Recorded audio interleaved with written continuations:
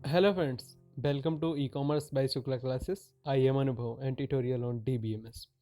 Today's topic is relational model.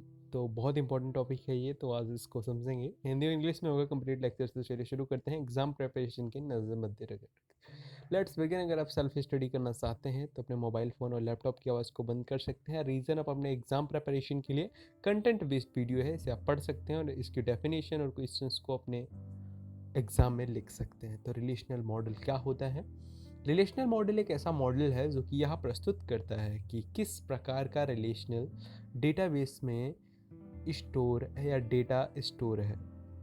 एक relational database data को tables relation के रूप में स्टोर करता है। टेबल्स जो है वह कॉलम तथा रोज का एक ग्रुप होता है, जहाँ कॉलम एक एंटिटी के एट्रीब्यूट को प्रस्तुत करता है और रो जो है वो रिकॉर्ड्स को प्रस्तुत करता है।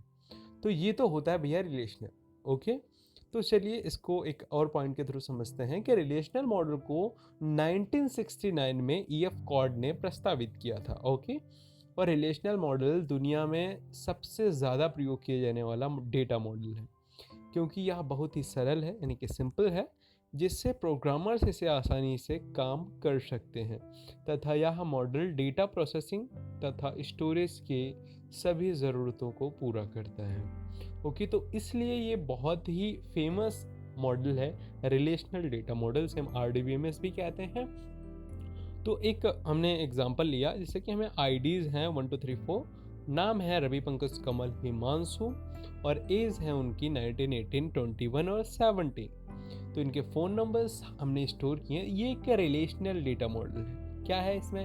हमने एक कॉलम बनाया, हर एक का एक कॉलम बनाया, उसके कुछ एट्रीब्यूट दिए, उनके नाम दिए, उनको स्टोर कर लिया। ओके, तो कुछ इंपॉर्टेंट टॉपिक्स हैं, इनको देखते हैं हम रिलेशनल मॉडल के।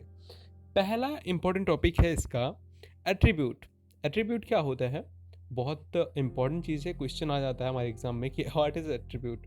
एट्रीब्यूट एक ऐसी प्रॉपर्टी है जो कि रिलेशन को डिफाइन करती है। जैसे ऊपर दी गई टेबल जो स्टूडेंट की थी हमारी, उसमें आईडी, नेम, एज और फ़ोन जो है वो टेबल के एट्रीब्यूट है। ओके, तो सेकंड है हमारा ट्यूपल्स। ये बहुत छोटे छोटे क्वेश्चन हैं, बहुत इंपॉर्टेंट होते हैं ये। तो टेबल की प्रत्येक रो जो है वो ट्यूपल्स कहते हैं। हर एक रो को हम ट्यूपल्स कहते हैं।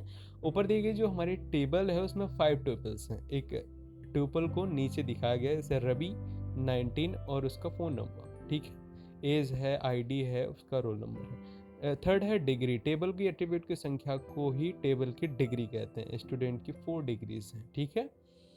फोर्थ नंबर पे है हमारी क्रेडेंशियलिटी।